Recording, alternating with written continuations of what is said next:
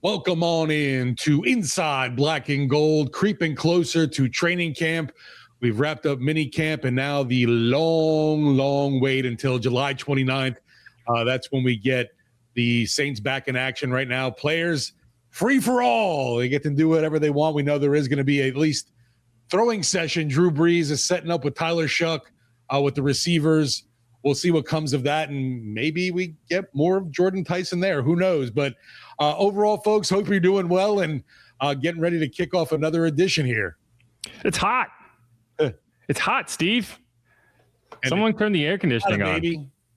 And it's only going to get hotter. It's only going to get hotter. I don't know. Like I'm going to get out of Dodge this week. I'm going to go up north and take my annual trip to see to my welfare check on my dad, which I very specifically like to schedule at the end of June, because then I can go up there and hear them all complain about how hot it is, and then be like, you don't have any idea. A little belated Father's Day too. Yeah, well, I think it's a Kanye line. Like, my presence is my present. That's what I used this year, because I didn't give my dad a Father's Day gift. I got a plane ticket for myself. And yeah, so that's where we're at. Hope you got me, Dad. Hope you had a good Father's Day, Steve. I hope all the dads out there had a good Father's Day. We always give my landlord a gift, and we write Happy House Dad's Day on it. Nice. He always appreciates that.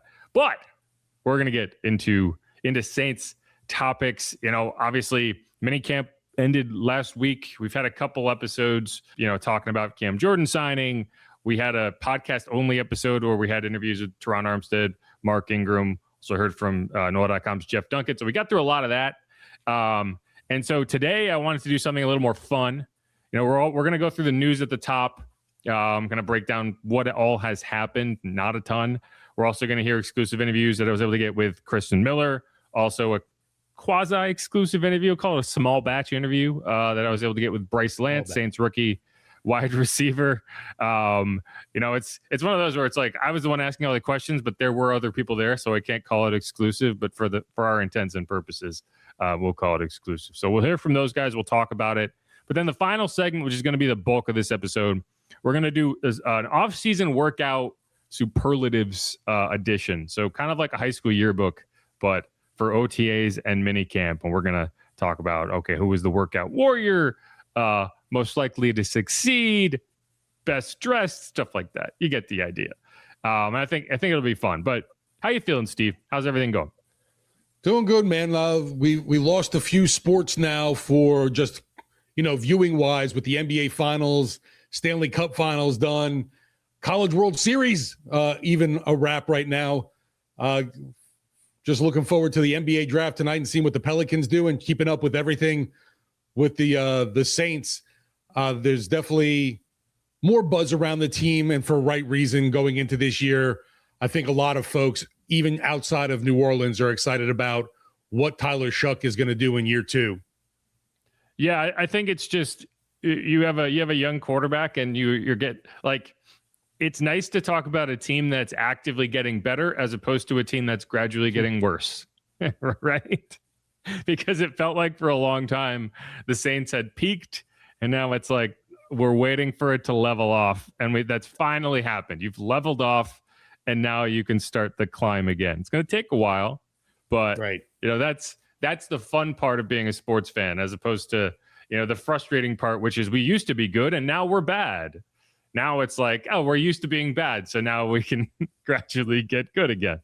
Now you can still mess that up, but this is optimism season. I'm not talking about any negativity right now. Like, what you get is what you get. We have a little bit of, I won't say drama, but there's small little bits of news that we're monitoring going into training camp that are a little bit of concerning, with between some rookies, working out or not working out, and then with your former star running back in Alvin Kamara, the questions are still swirling around him. Yeah, I'm choosing not to be pessimistic about any of it right now. Right. We'll have plenty of time to be pessimistic when all that arrives and we get into camp and there's questions and absences and whatnot. For now, I'm just assuming everything's going to work out, and we'll see how that goes.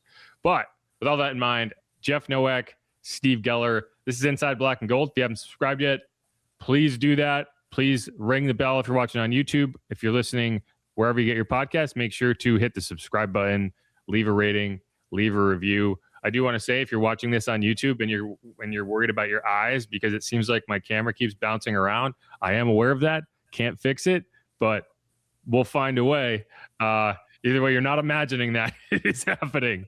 But with that in mind, let's take a quick break, come back, go through some of the bits of news that came out over the past few days, and dive right into it. Again, Inside Black and Gold. Stick around. We'll be right back.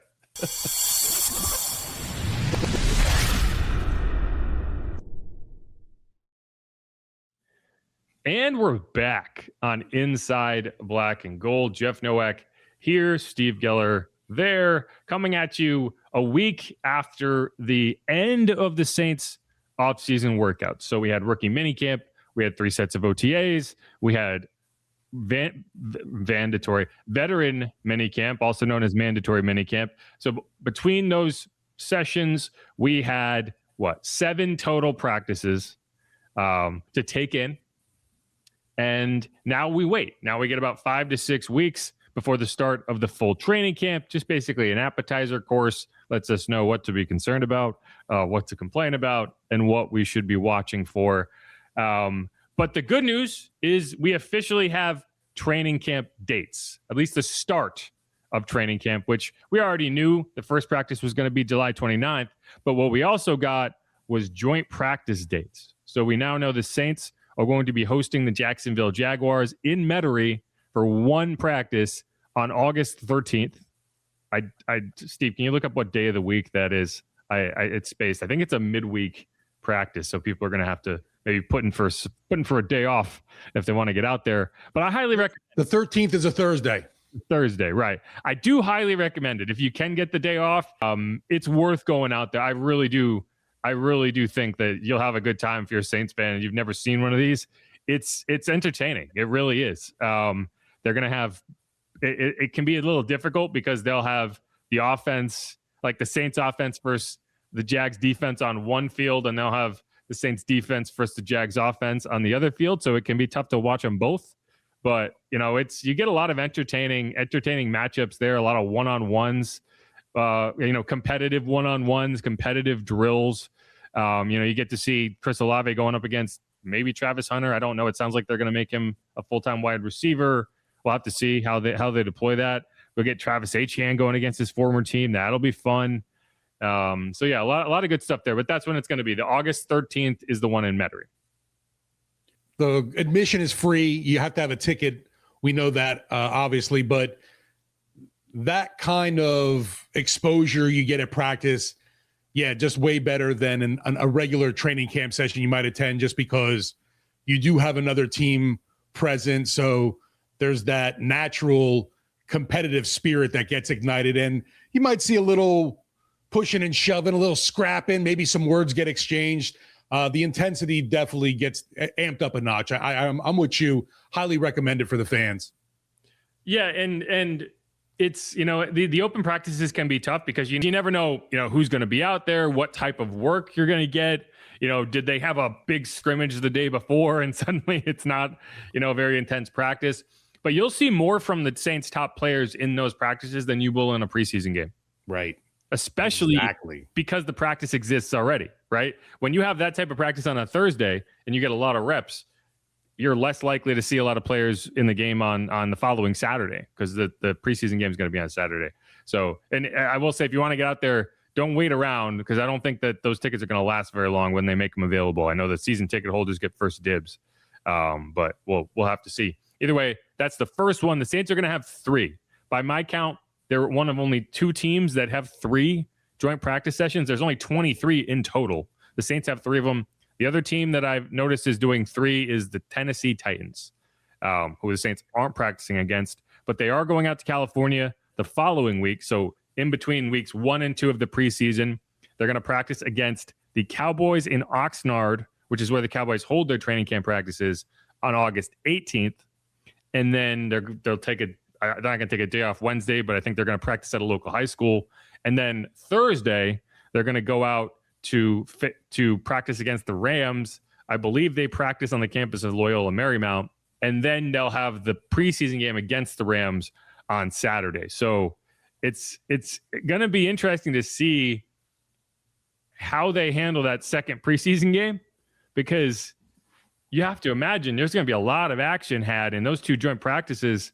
Who's going to play in that preseason game? Like, that's usually the preseason game that we'll see the most starters. I'd honestly be surprised if we see many starters at all. Yeah, you will look at these joint sessions as an elevated preseason game, I guess, in my mind, just because you do get more of those reps with your starters than you would in a preseason matchup. And yeah, once again, for fans, even on the West Coast, go check them out if you can, because who wants to spend money on a preseason game when you can go see a joint session for free? Yeah, I don't know if they're going to be open.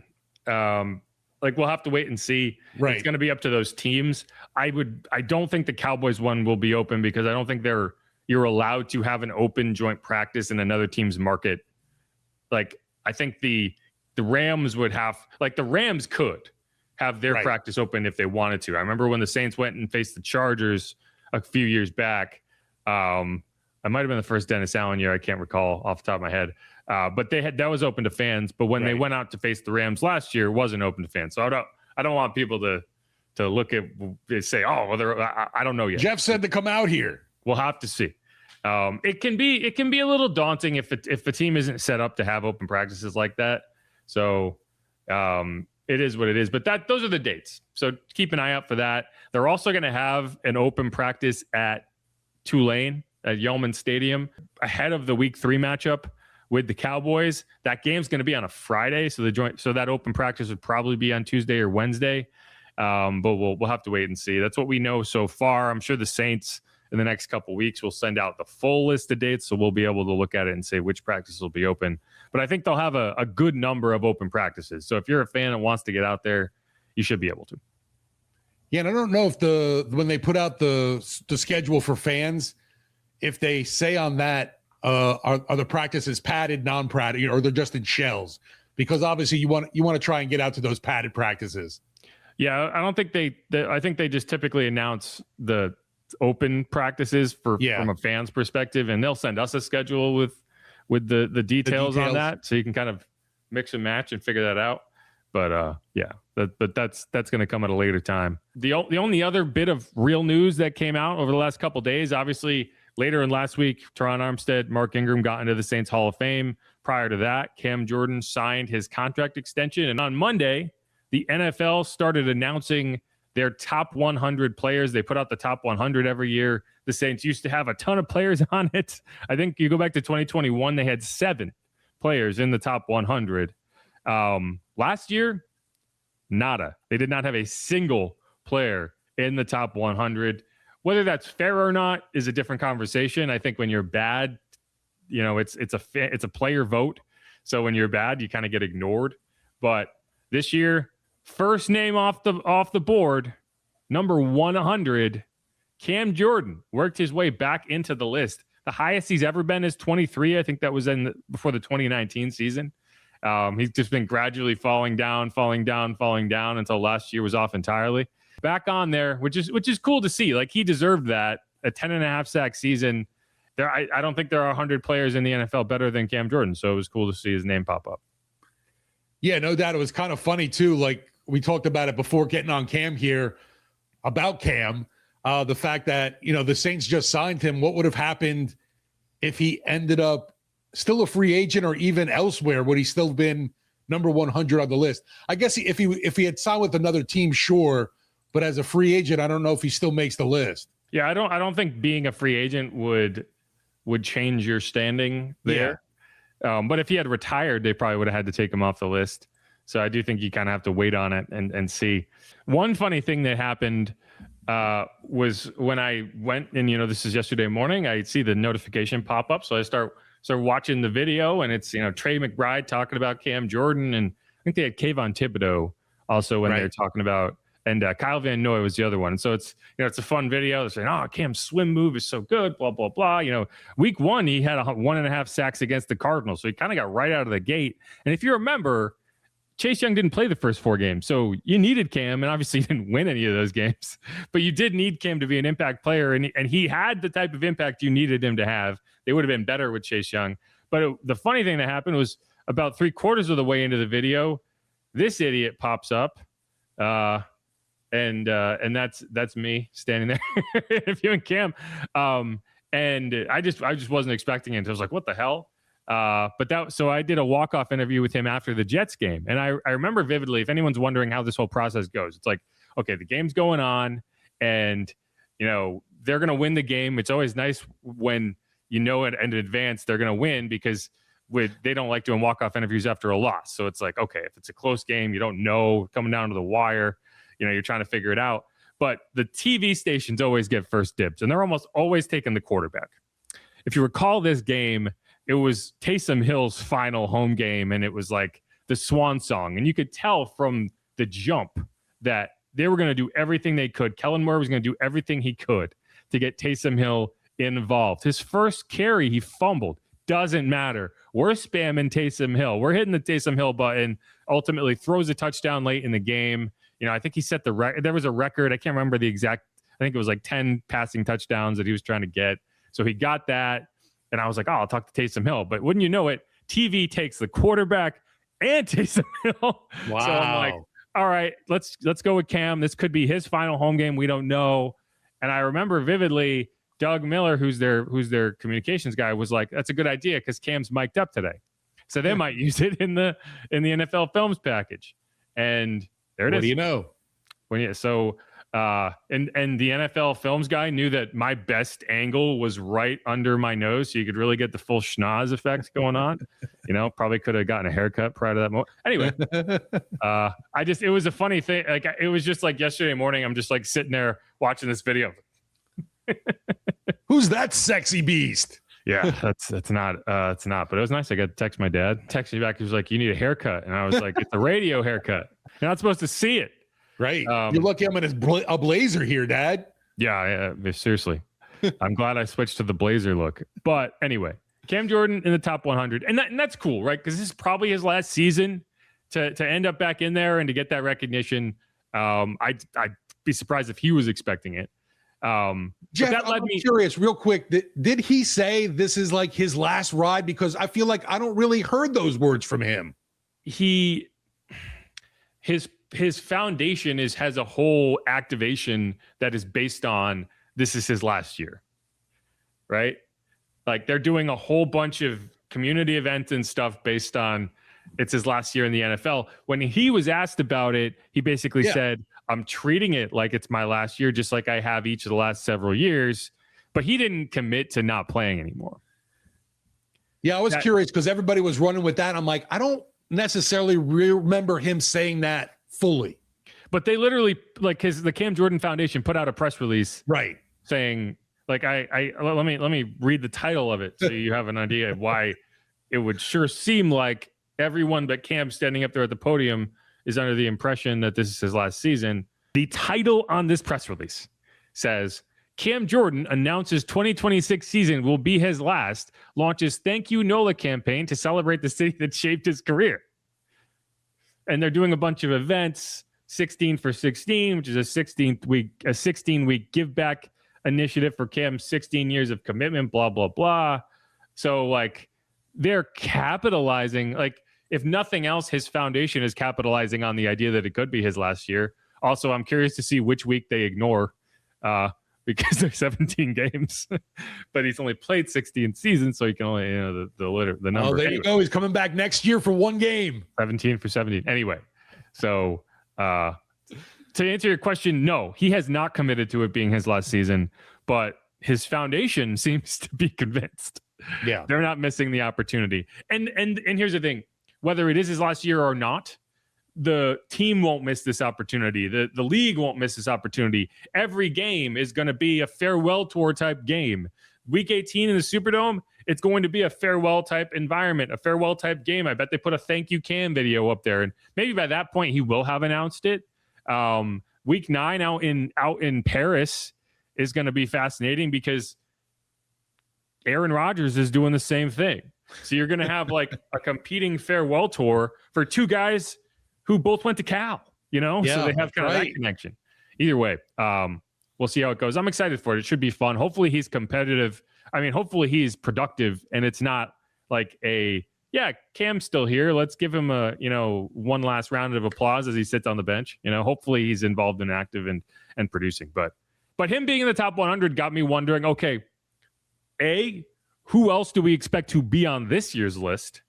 Because they're only through like 97 right now, and Bryce Young is on there, which I was surprised to see. So who else do we think the Saints are going to be on there this year? And who's close? Like, who do we think maybe over the next couple of years? So, who are some of the names that come to mind right now that you would hope or expect to see over the next few weeks as they filter out this list? Definitely immediately pops out on offense. Chris Olave for the season he had. I would think he's going to be somewhere on the list for this season coming up. Yeah, Chris Olave, if he wasn't hurt last year, he probably would have been on the list this year, right? Like, I think it was honestly weird that he wasn't on it after his back-to-back 1,000-yard seasons. The other guy that should probably be on the list, or two other guys that should probably be on the list, David Edwards, Travis Etienne. Yeah, the newbies to the Saints at least. Yeah, and Travis wasn't on the list last year, but that's because he was coming off of a really weak season. He got hurt. Had a lot of touchdowns last year, right? He was a good player last year. David Edwards was a good player, but wasn't on the list the year before that. So we'll see how that goes. Caden Ellis is another player that theoretically could. I should have looked this up prior to see if he was on the list previously. Maybe Chase Young. Chase Young hasn't been on the list, right? But I mean, he hasn't really had a very strong career to this point. Right. Like, this is his first double-digit sack season. Caden Ellis wasn't on there for 2025 or 2024. So if he makes it on, it'll be his first time. But these are all players that you'd feel like could get on there this year. Who are some of the players that you think with a strong season in 2025 could then get there? Well, hopefully he stays healthy and can play in the majority of the games and center Eric McCoy, because, I mean, I don't know if he's been on the list before. It seems like a crime for him not to be, considering he's one of the best, maybe the best player on this roster. But unfortunately, health has taken him from us early, both back-to-back years. I don't think he's made it yet. And I do think it's tough for interior offensive linemen to make the cut. Right. That's why David Edwards, he probably could be on there, but it'd be surprising because, every team has 3 starters and there's just not a lot of numbers you point to and say top 100. You have to just be such a dominant player. Like Quentin Nelson was number 99 this year. And, he's a player that's been really, really good his entire career. And he's gradually fallen down that list. Next year, he'll probably be off of it. So it can be tough. And that's why when when your best player is your center, it means you probably aren't a very good football team. But, Jordan Tyson, I think, has the ability to climb up that list quickly. Juwan Johnson. Yeah, he was kind of like on a fringe left. Maybe he's on this list this year, but maybe not. Yeah, I think if he was ever going to make it, it'd be this year, because I don't know if he's going to get – he probably have a season with more touchdowns, but I don't think he's ever going to get a higher usage season than he had last year. Yeah. You're talking 70 catches, 800 yards. He'll still have numbers, but I don't think he's going to get on the big time numbers binge, as long as you have guys like Noah Fant and Oscar Delp taking reps. If Kool-Aid could go out and have a big season, pick off a few passes, I think he's an exciting enough player that people would start paying attention. But I don't think Brandon Staley's defense is one that creates star corners, if that makes sense. Like when it was Marshawn Lattimore in Dennis Allen's scheme, and you're like, he's shutting down Mike Evans week in, week out, right? Like he's taken on that matchup with the top wide receiver and shutting him down. Brandon Staley's defense just doesn't ask players to do that as much. So it does become harder to, like, you don't get in the top 100 as a defensive back by playing a bunch of zone. That doesn't get people excited. Now, if you can pick off 5 passes, maybe get a pick 6 or 2, then you draw the attention. But I think he's probably he's probably one of the higher defensive players that could have a shot at it. but we'll see. Hopefully, too, that we see this season, the rookie Jordan Tyson can come out like gangbusters and maybe, make the list going into next year. That sophomore surge expected from him. Yeah, he'd probably need, if he could have like a Chris Olave type rookie season. Yeah. Ted McMillan, I'm sure, is going to be on this list, right? So right.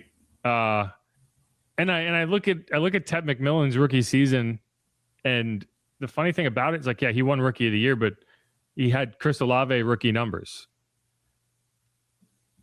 But no one really talked about Chris Olave as Rookie of the Year when he was doing it for whatever reason. That Garrett Wilson won that year with very similar numbers, but for whatever reason, I don't know why it is, but people look at the Chris Olave results and they don't give it the credit that it deserves, which is, this is a guy who had 1,000-yard seasons in 3 of his first 4 years, and the other season was limited to 9 games due to concussions. But it's not a very long list of players who can say they had 3 1,000-yard receiving seasons in their first 4 years. Like, that's typically reserved for like top of the top, Like, you're talking about a guy who by the end of his rookie contract, if he has a 1,200-yard season, which is well within the range of possibilities for him, he'd be top 5 in receiving yards all time for the Saints. But for whatever reason, we don't, like, those numbers don't get talked about as like legit superstar numbers. And maybe because, the Saints haven't been good. They've lost a lot of games. I haven't seen him make any true clutch game-winning catches. And maybe that's why. But for when you look at the type of numbers he has, like the range he's in as an NFL wide receiver, for whatever reason, he just doesn't get that type of respect. Yeah, I was going to say maybe Garrett Wilson is more of a vocal, look at me kind of guy, but I don't think he is either. It's not like I can recall a clip of, Garrett Wilson going off right here. Like not in a game, but just, saying something crazy. Or yeah, he obviously he's in the bigger market, but when you're just looking at the stats alone, it is a little perplexing with Chris. Yeah, I don't know if Garrett Wilson is the guy I would look at and say, well, he gets tons of attention. He plays in a major media market, so yeah, he gets a little bit more, but I think he's suffering from the same thing, which is when you're bad, you're ignored. Yeah. Even when you're in a major market, the Jets get ignored in that market. I think like Ted McMillan right now is an example of like, he had a very ho-hum 1,000-yard season, like just 1,000 yards, nothing crazy, but he's talked about as like the elite of the elite at the wide receiver position. And we'll see how he develops, but I think people are sleeping on Chris and Jordan.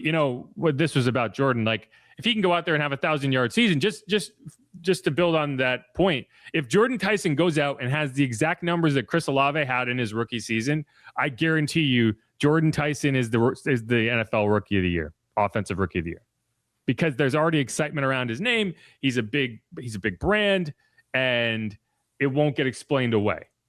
And so, what would those numbers be? Chris Olave is a rookie, so he appeared in 15 games, 119 targets, 72 catches, 1,042 yards, 4 touchdowns. He was the 4th in the Rookie of the Year voting. I would bet dollars to donuts that if Jordan Tyson goes out and has those exact numbers, he's the Offensive Rookie of the Year. That would be my bet. And ends up on the top 100 list next year. We'll have to see what Mendoza has to say about that. And I guess the Jordan Love. It's true. There are some Jordan Love. No, the running back that went to Arizona. Yeah, Jeremiah Love. Jeremiah Love. Yeah, I was like, wait a second. Yeah, I mean, quarterbacks tend to get the love, but if you're bad, like Cam Ward didn't get a lot of credit. He was the number 1 pick in the draft. Right. So we'll see. But yeah, if Fernando Mendoza has a big season, he's going to be tough to beat. This happened to be kind of a down quarterback year in that way. But all right, last bit of news, not really news, but closest thing we have to news. Tanner Brown, like we talked about this with Jeff Duncan, which if you listen to the last podcast episode, we kind of got into it there. But Tanner Brown isn't a camp like the Saints brought this guy in he spent last year in the UFL. He started his college career at the College of the Canyons, which fun. Also was at UNLV and Oklahoma State. His numbers last year were insane. He went 29 of 32 overall. That included the playoffs. It's about a 91% completion rate. He went, I think, 10 of 13 from 50 plus throughout the season and playoffs. And he went 3 of 3 from 60 plus. 2 of those makes came in one game in the playoffs. Now, if you watch the UFL, 60-point kicks are worth 4 points. So there's a little bit more incentive to attempt them in the UFL. But I mean, that's money. He's also a guy that, interestingly enough, was a punter in high school, punted at the College of the Canyons and at UNLV. So I don't think that's a reason you'd keep a guy on the roster, but it is kind of an interesting skill set. If, say, your punter got hurt, you know that he could go out there and do it. Or if you wanted to maybe go out and bluff a 60-yard field goal and pooch punt. Like, say, just for example, a team had a really dangerous return guy. Say you go out and play the Seahawks and you do not want to kick it to Rashid Shaheed. You go out there and you bluff a field goal and you just have him pooch punt it inside the 10 because I think he has the ability to do that. Just something to keep in mind. Not every punter, not every field goal kicker has that skill set. But all this is to say, I was pretty adamant throughout the offseason process that Charlie Smith versus Mason Shipley was not going to be a drawn out, true kicking competition. I felt like Charlie Smith was the guy and Mason Shipley was there as a camp leg.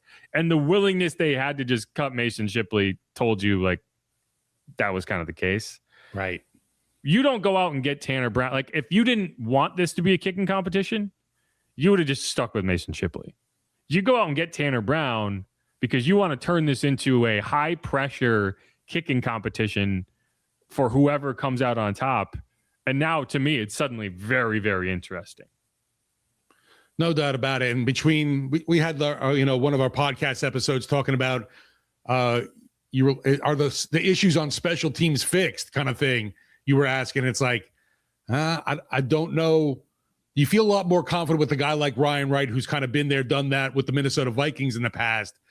But man, the place kicking game still a huge question mark. Charlie Smith, he's got the booming leg. He needs to be more consistent. And now with Tanner Brown coming in for some elite competition makes things real interesting going into the year. I'm curious to see more from Tanner just because we really haven't seen much of him at all. I will say, like, this isn't unusual, right? Remember when they had Charlie Smith on the roster, they cut Blake Grupe. They didn't just hand Charlie the job. They went out and signed Cade York. They had a legitimate kicking competition, and Charlie won the competition, won the job, kicked the rest of the year. So this isn't a sign that like they don't want Charlie to win the job, but they're going to force him to win the job. And that's probably a smart way to do it. I will say that Charlie didn't have the strongest of starts to the offseason. Not terrible, but he had back-to-back misses from 50 yards indoors. I think there was 52 and 55. One miss to the left, one miss to the right. I don't like that's one of the things when I'm watching guys kick. I don't want to see them miss to both sides because that's just a bad indicator that either your contact point isn't right, or I want to see that you understand why you missed and correct it. Missing back-to-back, one to the left, one to the right, is just not a good indicator to me. I don't think the minicamp kicks will end up being held against him all that much. It's just going to be one of those things that, if you were thinking maybe we can get through this camp without having to write down every distance and make and miss and tally it all up, that's not going to be the case. Well, we were all bragging about Groupie last year. It was like, this guy's been perfect except for the little bit of rain that they had outside and he missed. Well, it's true. He was. It's not like we all lied. I mean, it's just a fact. And that's a good example of just kickers can be head cases, because he had no issues whatsoever when he went out to Indy and made all of his kicks, including a 60-yarder to go ahead in the final minute of a game. So it is what it is. But I don't know. I'm still blaming stuff too on the holding operation there. It's not out of the question that was a factor, and it's always difficult to get a read on whether it is or whether it isn't. But that is what it is. But all right, anything else you want to hit before we move on? No, let's keep on chugging along here. All right, good stuff. Again, Jeff Nowak, Steve Geller, Inside Black and Gold. We're going to hit a quick break and then come back and play you a couple interviews I was able to get with with rookie defensive tackle Christen Miller, second-round pick out of Georgia, and also wide receiver Bryce Lance, fourth-round pick out of North Dakota State. Subscribe. Otherwise, stick around. We'll be right back.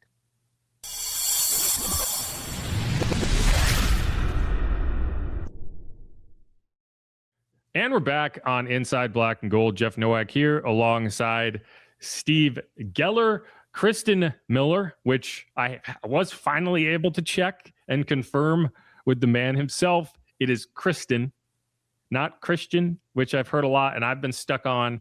That's what the Saints called him when they drafted him. Fun fact. And that's why a lot of people have been doing that's how it was said. But I digress. Christen. So there we go. He also goes by Chris most of the time. So that's why it doesn't really strike as an issue for him, but from an announcer's perspective, I'm sure Hoss has made a note, and we'll go from there. But we haven't heard a lot from him. Right. He didn't get on the field for rookie minicamp, didn't get on the field for any of the OTA sessions, but he did practice in both of the open minicamp practices. So I was able to chat with him last Wednesday, and here it is. Jeff Nowak here with Saints rookie defensive tackle Christen Miller. It was a slow build-up. Got on the field the last few practices. How's that been for you? It's been good, man. I can't really complain, honestly. It really feels good to get back out there. I've been wanting to go for the last couple of weeks, but they've been trying to make sure my leg is strengthening up to be able to go, so I'm not having no more soft tissue injuries. But it feels good to be out there learning from guys like Cam Jordan, David Gottschalk, Brian Breezy, the KBs, Verns, like just all them guys. They helping me. They allow me to grow, and I'm ready to go. I'm just taking it day by day. Yeah, and it seems to be a trend with this conditioning staff is like, hey, if you're dealing with anything, you want to make sure it's 100% right, and while that might be frustrating, is that nice to see, like, that they care about you in that way? It's frustrating because, we competitors, but it's nice to see that they want us to be ready to go out there. They're not putting a half product out there. They're sending a product out there that's ready to be sold. You know what I'm saying? In that type of way, they want us to be ready to be able to go out there and play hard, win games, and bring a championship to New Orleans. That's the ultimate goal. So, yeah. Gotcha. And just in general, like, what has been your first impression of the defense, the system, your teammates? Like, how has that gone? Man, it's been amazing because, you as a kid that's 21 years old, you come in having a certain perception of what things are, and then you actually get in the locker room, you see people that has families, see people from different backgrounds, and they all just still love on you and support you. And it feels good as a 21-year-old rookie that you got people that you can call, you know what I'm saying? D-line, we real close knitted. We got some things in the works of this break that we're going to just get together and connect on. But, yeah, it feels good. And then we got Cam Jordan back. I've been praying about that. Look, my brother's my witness. I just told my brother last week, I'm like, bro, I hope Cam come back because it's good to have somebody who done did it for a long time. And he's a Hall of Famer in my eyes, one of the best to do it. So, yeah, it's good to have him, and I'll keep on learning from him. Yeah, I think Kellen joked that he introduced him to the team like he was a new signing. You know, how did that kind of go when y'all found out? Nah, it was dope. It was definitely dope, and it felt good. And I think everybody was happy because from meeting him yesterday for the first time, he seems like a really good dude. Family-oriented dude, my type of guy. So yeah. Gotcha. And what's your experience been in New Orleans so far? Any particularly notable meals? Some glazed beignets, Joe's Cafe, Antoine's, Gerald's. I can name a couple of more, but them glazed beignets definitely the ones. Red beans and rice. Man, I can go all day, but yeah. Gotcha. And just one more question. We hear a lot about you on the field. I know you have the theater background. What are some things that Saints fans might not know about you as a person? Oh, I make music. Something that I'm big on and I want to start promoting for a lot of kids is having an outlet. Football is our main job. That's what we wake up in the morning and we do, but it's not who we are. It's not who we is. It's what we do. We have fun while we do it, but you got to have an outlet. I think mental health is so important because a lot of people, they put their eggs in one basket on certain things, and it's like, I can work from 6 o'clock to 5 o'clock on football, go home, watch film for 30 to 40 minutes. But after that, I can't worry about it no more. I can't think about it no more. I got to find something else to have an outlet on because when you don't have a work and a life balance, that's when your mind get messed up. So for me, music is literally like it's the way I cope with a lot of things. It's how I get through certain things, and I'm really good at it too. So I got an EP coming out in a couple weeks on July 3rd. It's called The Outlook. I said the outlet. Outlet. I'm tripping. I'm tired, but it's called The Outlet. It's just promoting that we have to have outlets, whether it's painting, whether it's dog sit, whatever your passion is, you got to have an outlet. in order to really be good in the mental, and that's what I'm promoting, and that's what I'm going to do, and it's going to be good. Yeah, it's funny. You fill a void there because in the past we had Tehran, who's big into music, and Colin Saunders also had a mixtape out when he was here. So it's cool to see you out there. Good luck with that, man. Man, and so there you go. Keep an eye out for that album. But yeah, what are your first impressions of Christen? Just we haven't seen a ton on the field, even the on-field work for the defensive tackles. It's tough to really get a good read on because there's no pads. But what have been kind of your initial impressions? Definitely feels like a fun, kind of loose guy that's going to be one of those people you want to talk to in the locker room, because he's not going to give you your run-of-the-mill standard yearbook kind of answer, but just has a lot of personality to him. We got that even on draft night when he joined WWL after getting selected. You heard that also on the Zoom call, obviously, too, with the media. But, yeah, we just need to see more from him on the field. Obviously, that was the big negative of not early on him being held out with the calf issue. And hopefully things are good by training camp where we get to see more of Miller time. Yeah, it's funny because I remember the draft interview and I remember the personality. And then, I don't know, it kind of like he's a big kind of intimidating looking guy. And I don't know, like no one went up to him and talked to him. Like usually second round pick, we will have had at least one or two kind of group interviews with a guy. And because he was hurt and his locker is kind of sequestered in the corner, I don't know, like people just kind of never went over and asked him questions. And I was like, I wonder, does he just not want to be interviewed? I don't know. Has he been turning people down? No, that's a great get. That wasn't the case. Like when I walked over and I was like, can I ask you a couple questions? He was so excited. He was excited to talk. I was like, oh, okay.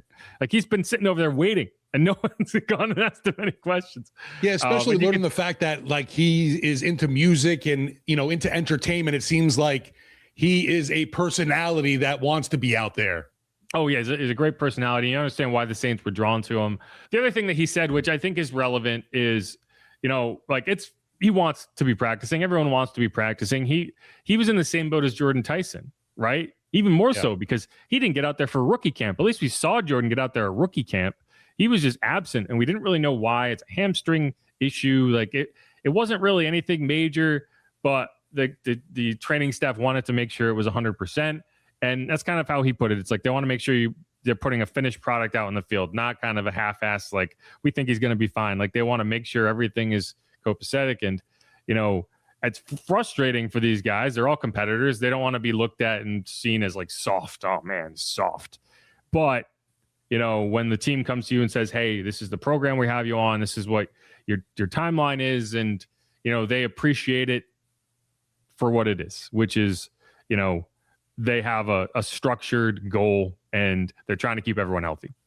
The positive, Jeff, at least we got to see them. They were visibly there, not like, oh, I don't even know what they're doing right now. Yeah, I think that was kind of an active decision, right? Yeah. Jordan Tyson's been out there every day, even when he's not practicing. He's out there. He's watching. He's getting a firsthand look. Like he's not hiding. Same thing with Christen. He was out there all of OTAs, and he was excited to get out there. So I'm looking forward to seeing more of him when the pads come on. Like, he started third team. He's going to slowly kind of filter up and get more involved in the second team, maybe the first team as we go, particularly if there's some absences. He'll work in there. Vernon Broughton is a guy who's been there, and there's going to be probably a rotation, maybe a little bit of a competition to see who slots ahead of the other one. Vernon was a third-round pick from last year. We haven't seen much of, but this team does like him a lot. Christen's a rookie, but obviously a second-round pick coming out of Georgia. He's going to be ready. So that's going to be a fun position. And I don't think a guy like Nathan Shepard, who, I made the mistake of counting out last year. Yeah. I don't think he's guaranteed a roster spot this year. And you have those two young guys who are going to be pushing him. So I think that's going to be a real intriguing position to watch in camp. I was just thinking about it too. With the defensive line, you have a Christen Miller and a Christian Boyd. That's true. And they're spelled very differently. Yeah, very differently. But yeah, so moving on to the next interview, got a couple minutes to chat with Bryce Lance, Saints rookie wide receiver, 6'4", beanpole, has a lot of growth ahead of him, but had a very good opportunity to showcase his abilities in the minicamp because Chris Olave, Jordan Tyson weren't out there. Devon Vele also wasn't out there for the final day, and he got involved, a couple touchdown receptions, one from Tyler Shuck, one from Spencer Rattler. He was one of the most targeted players in camp, in part because he was involved in every practice. He didn't miss a single practice, didn't miss a single set of team drills. It was a good jumping off point for a guy who might have a hard time getting reps when the whole deck is full with Jordan Tyson, Chris Olave, Devon Bailey, all these other guys competing. Like, it's not going to be as easy for him to get a bunch of balls thrown his way. So this is what he had to say when I chatted with him last week. You guys have a little bit of a break between now and training camp. What are your plans? Yeah, work out, keep working, man. It's really, I'm learning now that, this industry is really no stop. It might be a break, but, there's really no break when you're trying to get to, where you're trying to get to at the end of the day. I'll be back in New Orleans at some point for sure. I gotta work on working out in the heat. It's a different type of heat. As you can see, I'm still sweating, but I'll be back and forth between where I train and New Orleans. I hate to break it to you. I've lived here for 10 years. I'm still not used to the heat. So one offseason is probably going to be rough. That's good to know. That's good to know. You got to get used to sweating. You just have to be comfortable being sweaty all the time. Comfortable sweat at all times. I'll be ready for that. Yeah. Gotcha. How have you, obviously, mini camp, OTAs, and books, how do you think it went for you? Yeah, I think I've established a starting point. I was saying I think this is the worst I'll ever be. But I think I grew a lot throughout this whole process. And, it was only a little over a month, and I feel like I've gotten so much better. But like I said, I know this is my base starting point, so I'm super appreciative of my coaches for, pushing me and allowing me to grow. But I'm just excited to keep getting better, honestly. Is that a philosophy that you came upon yourself, or did someone kind of coach you into that? Like, just kind of have to accept that I'm starting at the bottom, I'm getting better every day. Yeah, I think that's just how I operate, honestly. I don't really operate with much of an ego, so that's not really hard for me. I always try to have a growth mindset. So, starting from the bottom, it's like, freshman year in college all over again. So I'm just excited, keep going, earn my spot on this team, and just keep working. A couple touchdowns today. How good did that feel? Obviously, it was red zone, but getting the end zone a couple times, how was that? Yeah, it's always fun to score, no doubt. I was saying earlier, Tyler, he's a great quarterback, but his leadership really helps as well. He makes me want to go make plays for him. So anytime I get a chance to do that, or the opportunity to do that for any of those quarterbacks, it's a cool experience for sure. Yeah, and, obviously a lot of rookies in the offense this year. Yeah. Is that kind of just a cool feeling to know you just have this big group that's going to get to lead this team over the course of time? Yeah, absolutely. I think this rookie class is special. It's really nice to have guys going through the same thing that you're going through, the same growing pains at the same time. So just leaning on those guys was really beneficial to me, especially, and I hope I could be a help to them as well. But it's been a really cool experience. Gotcha, I appreciate it. Thank you. All right, again, that was Bryce Lance. I appreciate when he says like this is the worst I'm going to be, because it's the right approach to take. Like, you can't walk into an NFL building and say, hey, I'm ready right now. You're a 4th round pick. You want a 1st round pick, right? Like, you have to go in and identify immediately or know coming in where your weaknesses are and attack them and improve upon them. And so that's the approach. It's kind of a cliched approach, but it's the right approach, which is, I'm building this from the ground up. I am not a finished product. Like, I have a lot to learn. And I do think that, maybe, I don't know, coming up in a family with his brother is an NFL player, gets a little bit of extra coaching from that, knows what some of the pitfalls are. His brother was a 2nd round or number 2 overall pick for the 49ers. It didn't really work out for him. Right. So I'm sure there are some lessons in there, but you watch Bryce play, you hear Bryce talk, and you can see a player that maybe isn't going to get featured right away, and hopefully isn't featured right away, because that would mean that you probably have some injuries somewhere along the line. You can see a future for him that is exciting. And whether that future hits like late this season, next year, down the line, like, I think there's a lot to like there. Yeah, obviously the numbers from North Dakota State are absurd and really interesting, and he's got good size. In one season. What's that? I think he had like 18 touchdowns in 1 year. Yeah, I was like, what? It's nuts. But 6'3", 209-ish right now. Something like that, Figure could put on some more weight and looks like someone that could be that contested guy for you as well. I think that's where I would say he needs to grow the most, which is just the physicality at the catch point. Right. Because he's not going to be able to just go up over guys at the NFL level the way he was in college. Like, he's going to get battled for everything. You know, he's going to get beat up. He's going to get bruised. He's going to have to learn to deal with it. And that's true of a lot of receivers coming out. But it's especially true when you're 6'4". Their defenders are going to be aggressive with you because you can get away with a lot when you're dealing with a bigger wide receiver. So those are all learning points. But you can't question the speed. You can't question the size and the length. The hands look solid. Wouldn't say they're perfect, but I think he's got good hands.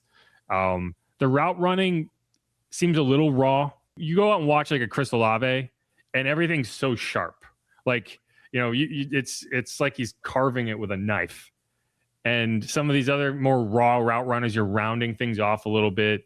You know, you're used to being able to use that speed.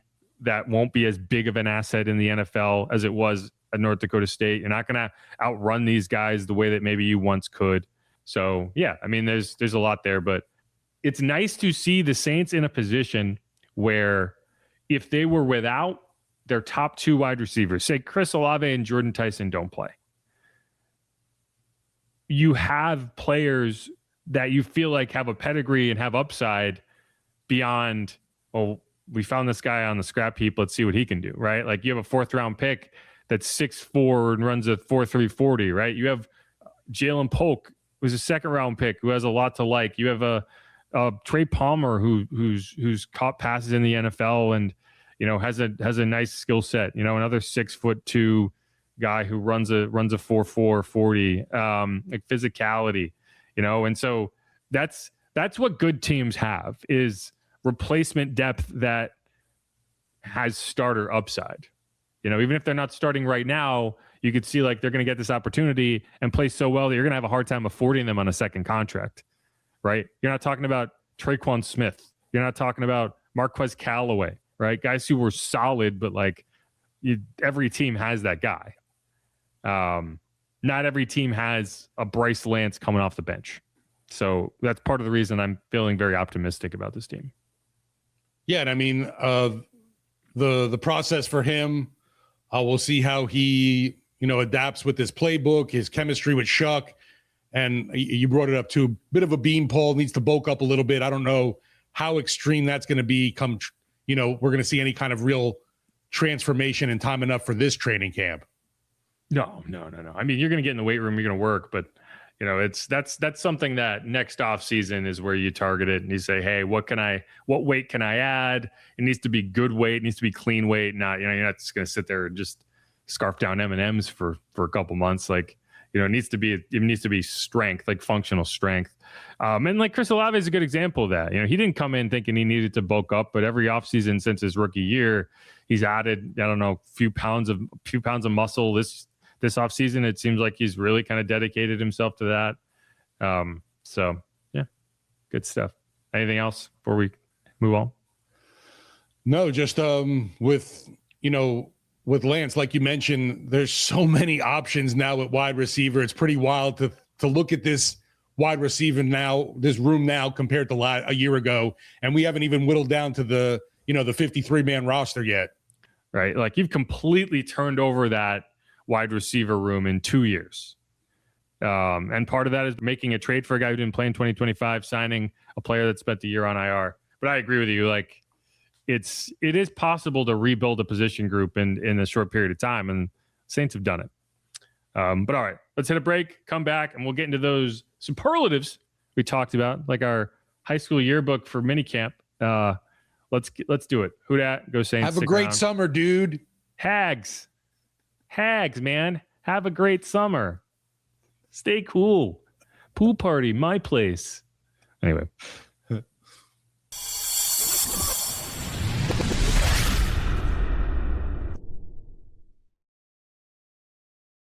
And we're back on Inside Black and Gold. Jeff Nowak here alongside Steve Geller, coming off of minicamp, had OTAs in the books, had rookie minicamp in the books, and now it's time for some superlatives. We're not going to do best dressed because everyone wears the same thing, but we'll get to basically everything else.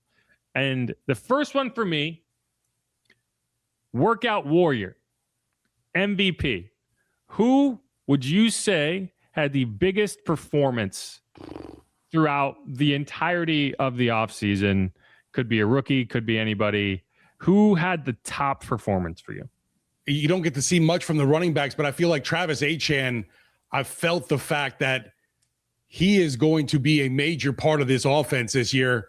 I'm just excited to see more of him going into training camp. Look good out there with his cuts, his moves. Appreciate the speed and all, but it was more like a tease of the more is yet to come from him. But what we did see, I thought every day he was consistent from what we got to see from the media perspective.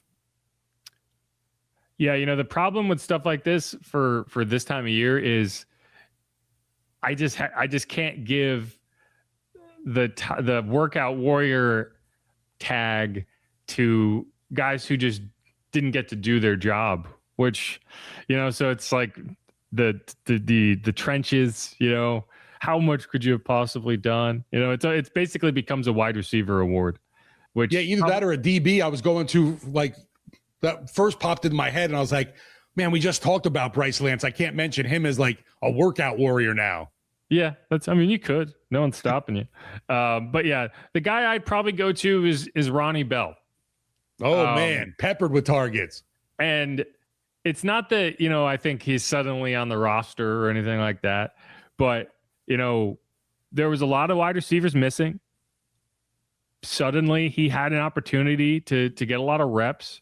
And he took advantage of it. I think he was targeted something like 14 or 15 times. He caught the ball 13 or 14 times. Like, he was not only productive, he took advantage of almost every opportunity. Now, these were mostly Zach Wilson targets. He was Zach Wilson's guy. There was one day that I think I counted up, Zach Wilson completed 7 passes total, and 4 of them were to Ronnie Bell. So take that for what it is. All you can do as a player in his situation is go out and take advantage of the opportunities. And so that's what he did. So, there's a few other guys that you would consider. Jalen Polk had a couple really nice days. Trey Palmer had a couple really nice days. Bryce Lance had a couple really nice days. I think the quarterbacks were held back a little bit by the fact that they didn't have their top wide receivers out there. So it's tough to give any of them the award. So I'm going Ronnie Bell, and I feel good about it. RB. Ronnie. And when he's done, he can, open up a used car lot, because I feel like Ronnie Bell is a really solid. Come on down to Ronnie Bell's. Ronnie Bell and Ronnie Rivers who's a running back for the Chargers, I think. Maybe the Rams. They can join up and start the Ronnie's used car lot. Anyway, okay. Top newbie. Who is the top rookie or UDFA? Not necessarily free agents. I don't want to hear about David Edwards or anything like that. Top newcomer to the NFL. Yeah, this one, I might have to go Bryce Lance. Barrion Brown was also a guy that did some good things too, but I'm going to stick with Lance just because of the last impression we got of him on the final day of minicamp, I guess, is what stood out for me. Yeah, from a production perspective, I think it has to be him. I'd like to say Oscar Delp, but he just wasn't involved enough. It was good to see him get back out there for the minicamp practices. But I could flip that with Delp. I might put him on best dressed just because, man, he looks good in a uniform. I like seeing that dude. He's also wearing a traditional tight end number, which is 88. I asked him if there was any significance to 88. He said, absolutely not. It's nothing. It's just a number, which I appreciate the non-sentimentality of it because, sometimes it gets too much. It's a number. Just own the number. And he's just they could have given me 965. I don't care, right? It's just the number. But 88 to me is a good tight end number. Immediately with the 88, it's like shades of Jeremy Shockey out there. That's true. And so you got 83 for Juwan, 87 for Fant, 88 for Delp. So those are the numbers. But I agree. Nice and tight in the tight end room. But I agree. Bryce Lance has to be the guy. Barrion has looked solid, and it's tough because, we didn't see a ton out of Jordan Tyson. We didn't see a ton out of Christen Miller or Oscar Delp. Brock Rechsteiner was a guy that I was all loaded up to be like, let's see what he's got. I think he had 1 catch, all OTAs minicamp. So he has more social media posts on the Saints official account than total catches in camp. Class clown. Who has the biggest personality? I think it's, I guess, easy to go Cam Jordan, but he was just back for the final mini camp session.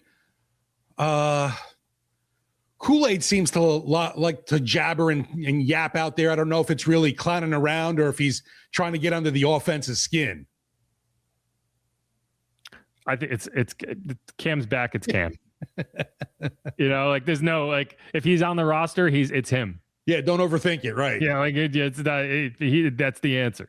And I mean, there's some. Terrell Burgess is like kind of a quietly loud guy. Like you don't hear a lot about Terrell Burgess, but he's like one of the best personalities in that locker room, and that's going to be the case. Like he never shuts up, in a good way, right? Like it's a fun jabber-jay kind of situation. Juwan's also got a class clown energy too, but he's not going to outshine Cam. It would have been a much more difficult question to answer if they hadn't re-signed Cam. Yeah, there's no doubt about it. The biggest personality, the biggest clown, whatever you want to say, is the vet Cam Jordan. And man, I'm once again thrilled he's back for a 16th season. Agreed completely. Two more, and then we'll take a quick break. Dark horse. Who would you pick as a surprise candidate to make the roster right now? Can we go Tanner Brown here? Yeah, sure. Yeah, I think that we could be looking at a new kicker come this season. With Tanner Brown coming in, isn't necessarily as green of a rookie as many might think. Coming from the UFL, you saw some of the numbers there were really impressive. I'm gonna think that he ends up winning this job over Charlie Smith. We'll see what happens. It's a good one. That's a good one. Yeah, and it's funny because like last year James Burnip came in and I was like, James Burnip, and then we disappeared completely. So it's very much counting eggs before they've hatched situation. Sure, but I do think that the UFL, like, that's one of the biggest values we've seen is there's not a ton of players, there's not a ton of position players that like had a really big season there and then came and suddenly they're in the NFL, the quarterbacks, receivers, whatever. But like kickers. It's a legitimate proving ground where it's a 1-to-1 comparison. Like you don't have to worry about the competition level or anything like that. Like he's going out there and they're asking him to make a 63-yard kick under pressure. Like the game pressure's still there. Like there's still pressure to win a game. No, you don't have 70,000 screaming fans, but you do have legitimate game pressure. And you're going out there and doing it. You make 2 60-yard kicks in a playoff game. That's real. It's not a make-believe. Like you can simulate that stuff in practice all you want until you have to go out there and do it. It's not real. And so I do think that allows guys to come into the NFL and feel like, well, I have done this before at a lower level, but I have done this before. And, I think there's value in that. Now, Charlie has done it at the NFL level, but not a ton. What did he attempt? 14 kicks last year, something like that. So while he has an advantage, it's not as significant of an advantage of some guys you would think in terms of a comeback, like Will Lutz versus Blake Grupe a few years back. Like that was a surprise because Will had 5 years of experience, and they're just like, yeah, we're gonna go with the little guy. So no, I think that's a good pick. I'm gonna go with Malik Umadeval. Like I think the Saints are a lot more likely to keep 4 tight ends than people think. And while it would create complications at another roster spot where you'd probably have to lose a guy, I do think that he's closer to making the roster than he's being given credit for. And even if he doesn't make the roster out of camp, I think of like a guy like who was Jack Stoll last year, right? Jack Stoll got cut out of camp. And then by week 2 was on the roster and was never off the roster again. He did get hurt, but like he was there the entire season, even though he didn't make it out of camp. So I wouldn't be surprised if it's something like that. Yeah. But I think he's a player that no one's talking about, that this coaching staff really likes, and you'll see him be involved a lot. We know that this offense is going to be very tight end heavy this year. So that's not a bad pick at all either. Agreed. One more and then we'll take a break. under pressure. Like the song, Which Saints player has the most pressure to perform in the 2026 season? Immediately jumped into my head, quarterback Tyler Shuck, just because you are the guy, the QB. But I'm going to actually say the rookie Jordan Tyson, just because of all the injury questions and concerns. We haven't seen much of him yet. The number 8 overall pick in the draft. This is a guy that's coming in. There's no, we need some runway for him to learn the NFL. He's got to come in ready to produce from the get. So I'm going to say rookie Jordan Tyson. Yeah, I don't know about that. Like, I think as a rookie, you get some grace. I think the pressure is on him to be available. Like, if he plays 15 games and his numbers aren't fantastic, and they're just kind of pedestrian numbers, I think you'll be like, all right, well, that rookie season is tough for everybody. Rookie wide receivers typically don't blow up. And you have a legitimate number 1 option. You have the tight ends. You have the running back. So you could say, like, he was just kind of a de-emphasized. Like, I think that if he's available, then that's the pressure, right? And I think if he is out there consistently, the numbers will be there too. I think, to me, the biggest piece of pressure is, like, if suddenly you play 7 games, then that's a problem. But to me, I think, like, if you're in year 1 or year 2, you're growing, you're developing, like, it doesn't have to be perfect as long as you're taking strides in the right direction. Like, if Tyler goes out there and you see some warts appear and he's trying to like get better and it's not terrible, but it's not perfect, I can live with it. To me, the guy that has the real pressure is Brian Brzee. You're talking about a former first-round pick going into year 4. You drafted defensive tackles early the last 2 years. Vernon Broughton in the 3rd round, Christen Miller in the 2nd round. Like, they're adding pieces, they're adding depth at his position. Yeah. And he needs to prove that he's not a one-trick pony at defensive tackle. It's tough to have a defensive tackle that is there to rush the passer. Like, you got to be able to play the run. Otherwise, you are not a 3-down player. You're a 1-down player. You're a 3rd and long player. Maybe a 2nd and long player. You're not a rundowns player. And how much are you going to be willing to pay a part-time defensive tackle? That's a situational contract for a situational player. So he's got pressure to go out there and prove that he's worth a legitimate contract extension. To me, that's the big one. I understand that totally, because I'm not sure if he is a fit for what Brandon Staley wants to do here. Yeah, it's a good question. I do think he's got the athleticism to be very versatile. He needs to be able to play the run. And he was a better run player last year. But it's still like you have better options on first down. But we saw his sack numbers dwindle too last year. And if the result, that's a tough one, because when you look at the tape, he was getting there. Yeah. Like, it wasn't like he just stopped getting to the quarterback. It didn't get him to the ground as often as he did a year ago. And sometimes it's because, hey, you chased him off his spot and Chase Young cleaned it up, right? Like, that happened more than a few times. Same thing with Cam Jordan. Like, so you're creating a sack for somebody else. So you have to factor that in. But I think for him, it's always going to be, can we keep you on the field 3 downs? Because if you can't, you're not going to pay a guy $20 million a year if he's not a 3-down defensive tackle. Good luck. Yeah. So that's my pressure. That's my pressure player. My under pressure. Ding, ding, ding, ding, ding, ding, ding. Yeah. All right.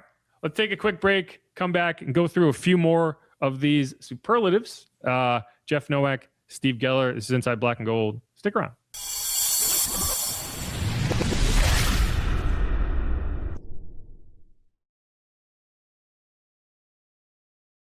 And we're back on Inside Black and Gold. Just one more quick segment here. A few more superlatives to hand out after the Saints offseason workouts are in the books. If you want more, go check out WWL.com. I have a post up.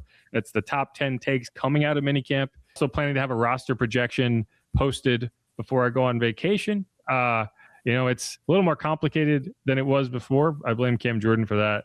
But keep an eye out for that over at WWL.com. But a few more superlatives for the yearbook being most improved / breakout candidate. Who do you see on this roster as someone who's ready to make a big leap, not necessarily from year 1 to year 2, but from year last year to year this year? I'm hoping for this guy to stay healthy. Devon Valet, I think that, looking at Jordan Tyson, Chris Olave in the mix, Valet could end up seeing, is it Valet or Valet? Believe it's Valet. I think both are wrong, but I think Valet is closer.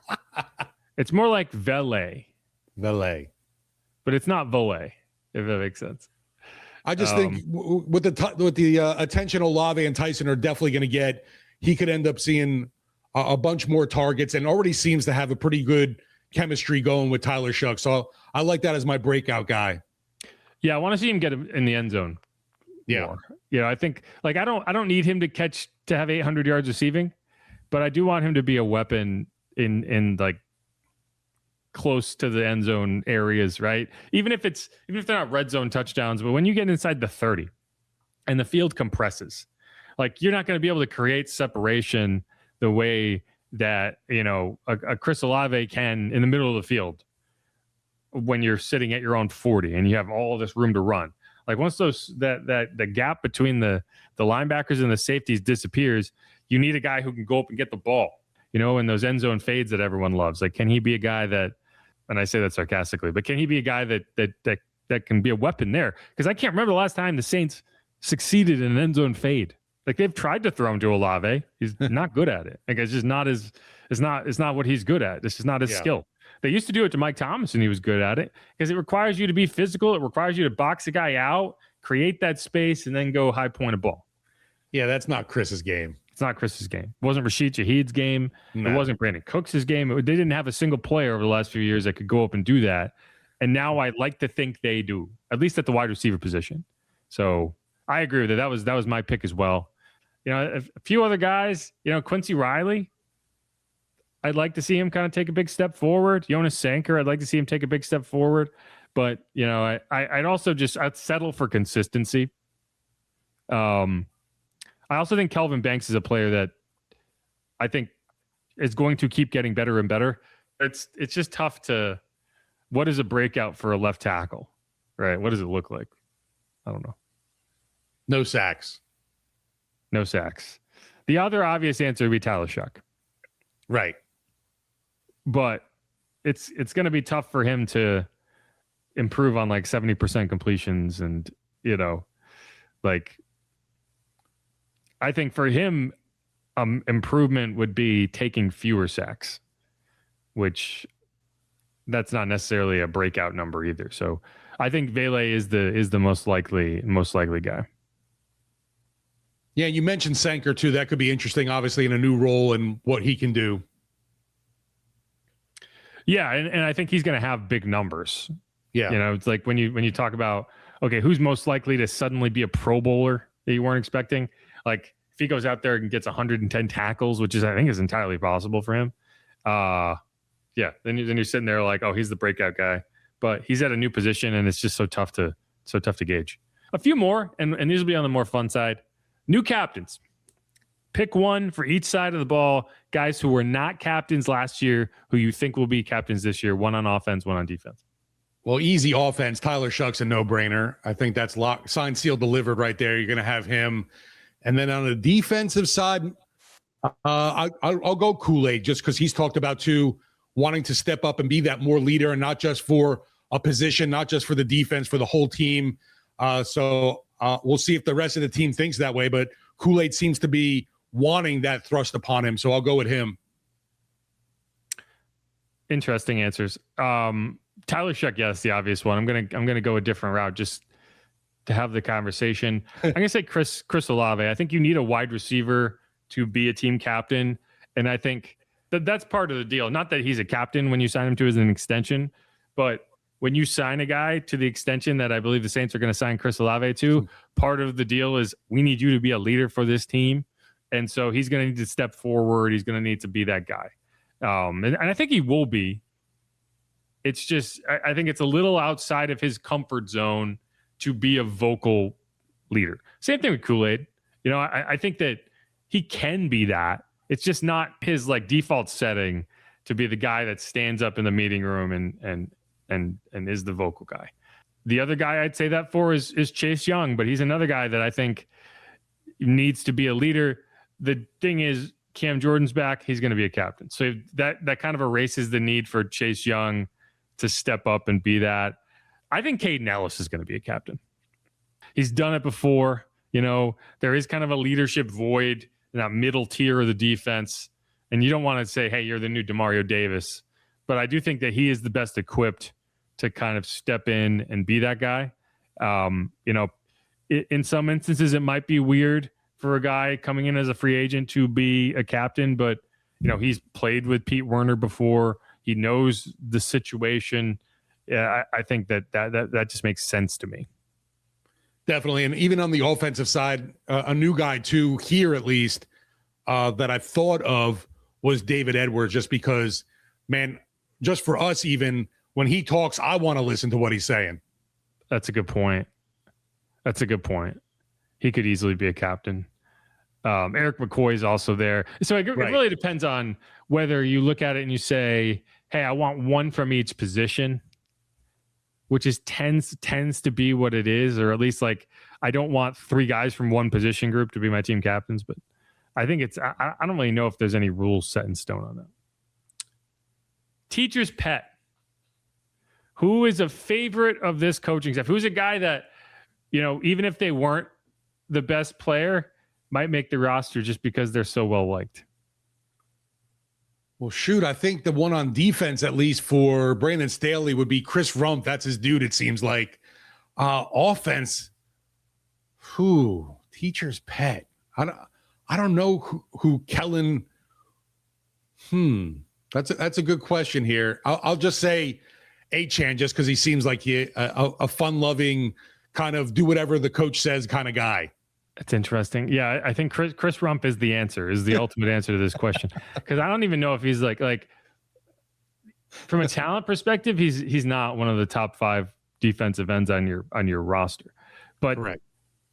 From the coaches really like him perspective and his willingness to do everything and his motor and everything, like it's not just that they think he's funny, it's not that they really like his sense of humor. It's that when you're a player that goes out there and plays with a high motor all the time, when they say, hey, we need you to do this, you go out and you do it and you don't complain about it. Like he's the exact type of player that coaches want. And that's why, like, when I look at this roster and it's like, man, how am I going to find space for all these defensive ends? Because I just don't think they're going to cut Chris Rumpf. And you went and you signed Anthony Jennings, you signed Tyree Wilson. I still think those two guys get cut before Chris Rumpf. And who knows? Maybe those guys go out there and ball out in camp. But it's just something to be said for a guy that the coaches just want around. I think on offense probably would be Jawan Johnson. I think Jawan Johnson has like legitimate teacher's pet energy. And he's also the best tight end they have. So it's like he's not like I'm saying, if he wasn't a do-gooder, he would be getting cut. But it's the guy who after road games goes around and like picks up all the tape and helps the staff like clean up the rooms, the locker rooms before they like he's a guy that they find a way. The other guy that just seems to be a Kellen Moore favorite, not that he's going to make the roster, but Hunter Deckers. He's back. I'm pretty sure Hunter Deckers is around just because he's lefty. Well, I think they also see what Zach Wilson is doing, going, shoot, we need another quarterback in here. I don't think that's what it is. I think Kellen just has like kinship with left-handed quarterbacks. I have this like weird conspiracy theory that Hunter Deckers is literally here so that the 2 times this year they play the Falcons, they have a left-handed scout team quarterback. Makes sense. Because I do think there is some level of difference in defending a left-handed quarterback. Like he's going to roll out to a different side. And then just seeing that all week leading up to facing, obviously, Tua. So those are 2 big games. Like those are 2 divisional games. And I don't know if they face it. Who are the other left-handed quarterbacks in the NFL? I don't even know. But you do know if it's Penix or Tua, you're going to have a lefty. And so they're keeping Hunter around. They're going to throw him on the practice squad. And for those 2 weeks out of the year, he's going to be a popular guy. That's my theory. because I just can't think of why else you keep bringing him back. He's still, to this day, has never gotten a team rep in practice.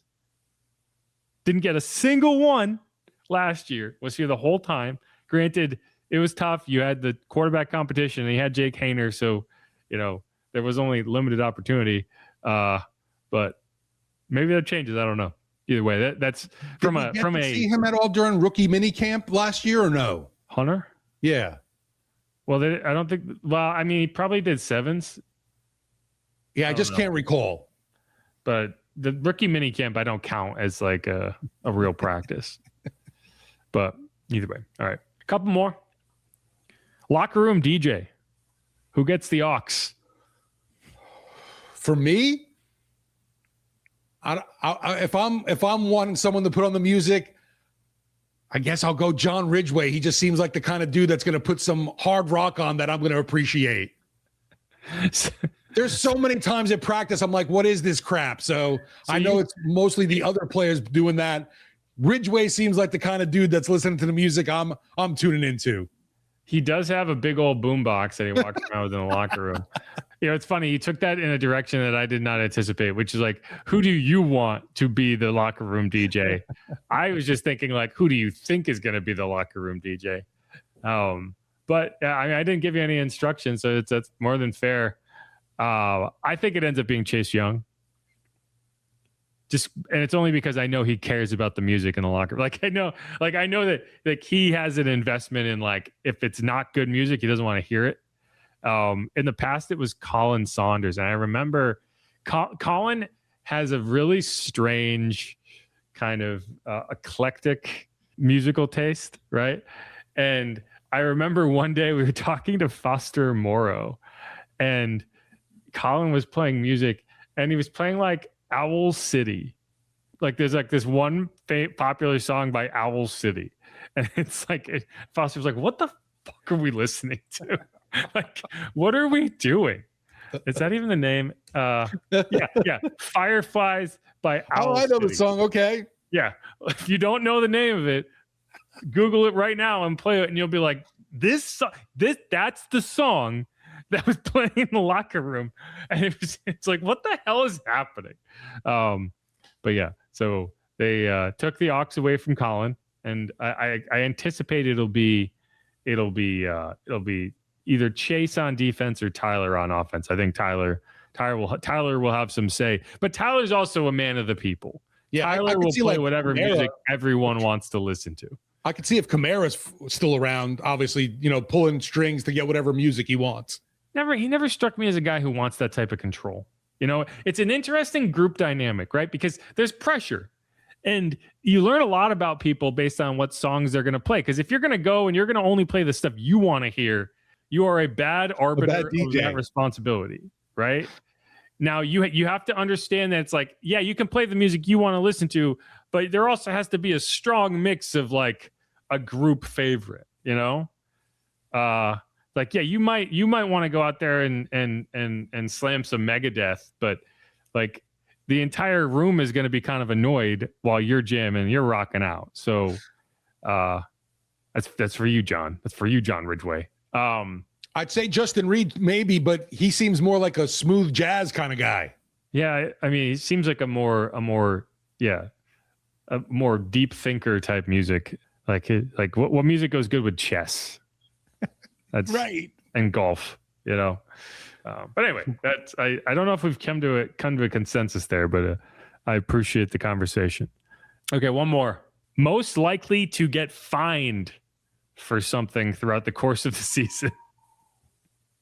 There used to be easy answers to this question. Now there isn't anymore. Like you'd be like, okay, CJ, he's probably already gotten fined for something before the game even starts. Now I'm not so sure. Yeah, I'm thinking defense right off the bat. Man, I'll go with Carl Granderson since he has that motor that don't quit. I don't know. Maybe he ends up, going too hard in a play and ends up getting into it with somebody. But maybe it's Kamara for missing a practice. I don't know. But Carl Granderson maybe during a game I could see incurring a fine for maybe going out too hard. Missing a practice? Do you think he's just going to cut practice? You know, in high school, we used to cut class and go to Taco Bell. You think that's what he's doing? He's wandering out to Taco Bell? No, that was back. AK's definitely going to his smoothie joint. That's true. When I was in high school, that was when like the Crunchwrap Supreme became a thing. There you go. Right. Yeah. We used to just wander down there, pound some Crunchwraps, go back. I got in trouble once. That's not what I expected to talk about today. I'm gonna go with Stutzman. Oh, that's a good one. Because I think Stutzman is a guy that's just one of these days going to suplex somebody. Stutzman or Ridgeway, one of those two guys. Throw Stallbird in there too. Yeah, or if Brock makes the team, is he do some sort of like wrestling move on a special teams tackle? But I think it's only a matter of time before Stutzman like pile drives somebody. You know what? I think Chase Young was fine last year, so I should have said him. What was he fine for? I think for contact with a quarterback. Yeah, those are lame. I don't even count those. I want the ones you earned. You know, like go Google the tackle John Ridgeway had when he was with the Commanders, where he just like suplexed the guy. Like that's the Rechsteiner move, right? That's the type of play that I think Danny Stutzman's going to make one of these times. Because remember the tackle he had against the Dolphins? Yes. He just like stonewalled the guy. Like it's only a matter of time. He's got that cowboy collar on. He's just like, it reminds me a little bit of John Favreau's character in The Replacements. Yes, absolutely. Yeah. Like, don't get me the ball. I'll get you the ball, coach. I'll get you the ball. Yeah, I hope it doesn't kill anybody. Stutzman would be another dude for me personally. I think I could give the aux cord to. Yeah, because you just want to listen to country music. Gosh, I don't even know. I don't even know what music Danny Stutzman. I could do old school rap, but I know these youngins aren't listening to that. Well, yeah. Maybe some like remixed versions, right? Sampled versions of like old Tupac songs. But anyway, all right. I think we've done it. I think that's the episode. Feel good about it? Feel good about what we've done, Steve? I'm feeling good, man. And to me, we complain a lot about the off season and waiting for football. Thankfully, knock on wood, I'm probably jinxing it here, but it's been flying by for me. I can't believe we're less than a month away from training camp. It's like, let's go. Yeah, I'm excited about it. It's going to be here before we know it. Just some programming notes. I'm going to be on vacation. Well, not all of next week, but the end of this week, start of next week. So we will not have an episode planned. If there's any major breaking news, we'll get to it later in the week. I don't anticipate it.